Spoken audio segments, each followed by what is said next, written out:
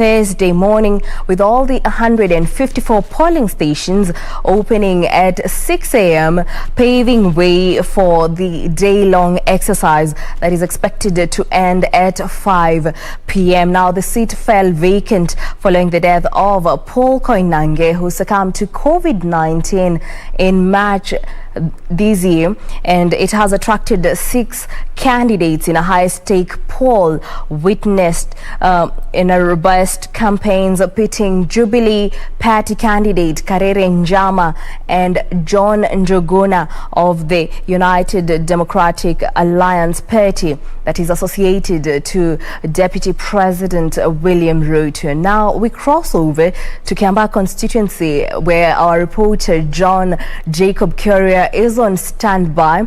Courier, kindly bring us to speed on the developments on the ground. He handled a case or another.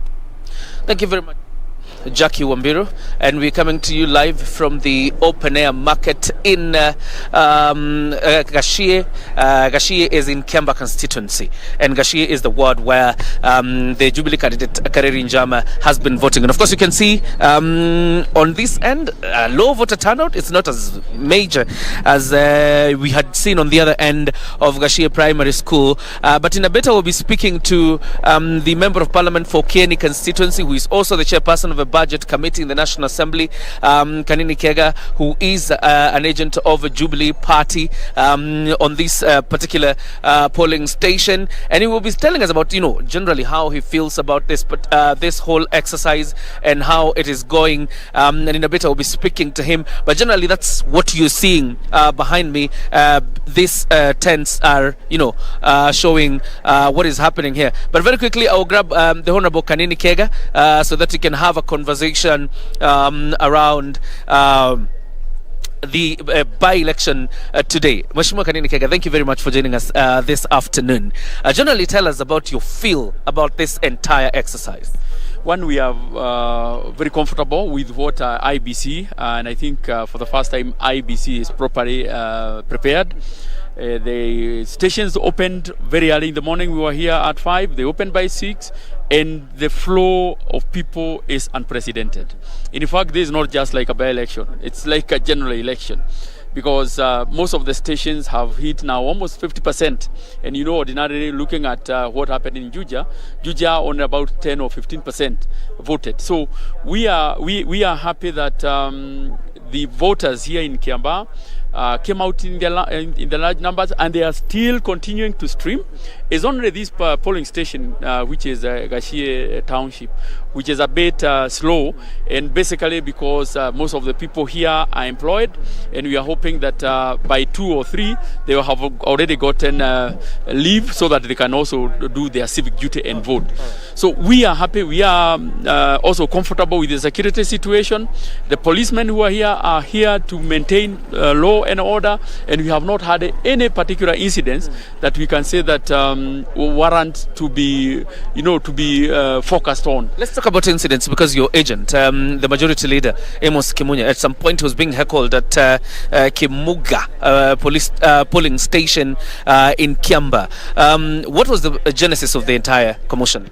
I think there's some misconception that a member of parliament cannot be an agent, and the Jubilee Party, in its wisdom, founded that we as members of parliament can be agents. And on the flip side, our colleagues in the other party who are Jubilee members have seen a technicality that if they are nominated as agents of that particular party, the UDA party, then technically it will be assumed that they have left Jubilee, and that is the reason they are not agents. And since they want to we be at par with them, then they came up with this insinuation that members of parliament cannot be agents. There is nowhere in law where it prescribes that a member of parliament cannot be an agent.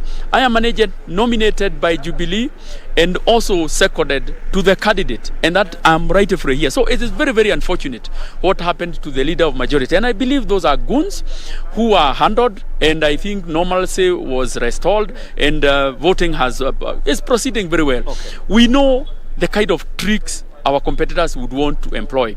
Because they have sensed defeat, they would really want to cause chaos, and then of course it will be seen that as if this election was not free and fair. We are happy that it didn't last long, and most of the voters have also come to vote. The second one, and most importantly, is our voters are the 40 years and above.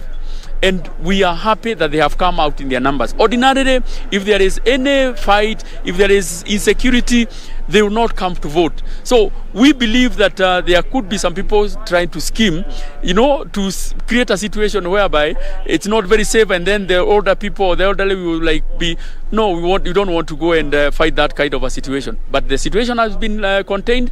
There is peace, there is tranquility, and people are voting well. All right, I'll give you an opportunity for the final rallying call. But before we do that, there have been allegations from your, opposers about chiefs being in polling stations. Have you heard about it, and why are they in polling stations?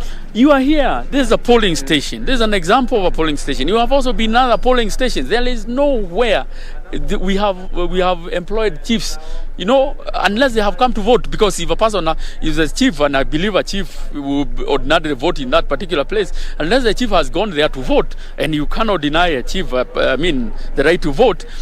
There is no presence of chiefs here. Those are just, they are giving excuses, basically because they have sensed defeat, and we are telling them to humbly accept that on this one, Jubilee has been able to trump, and our candidate, Kaderi Jama, is poised to win this election with a landslide.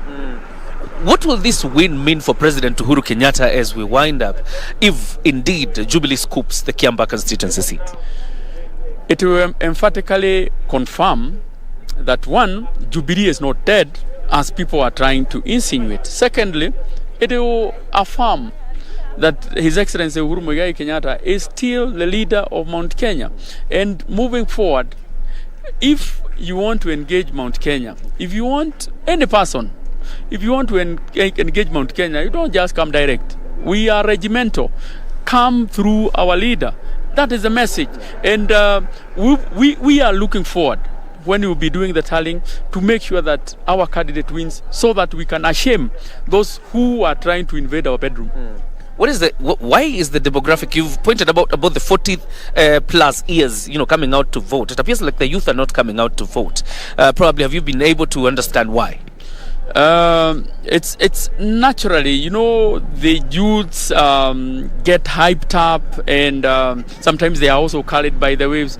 But the elderly people, when they make up a decision, when they make up their mind, they usually follow that, and it is followed to the letter. On fact, Kaderi Jama has been with the people here. He was here in 2013.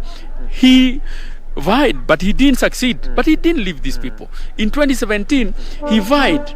He became the number two, a very strong number two. He didn't leave them. So those old people do not forget.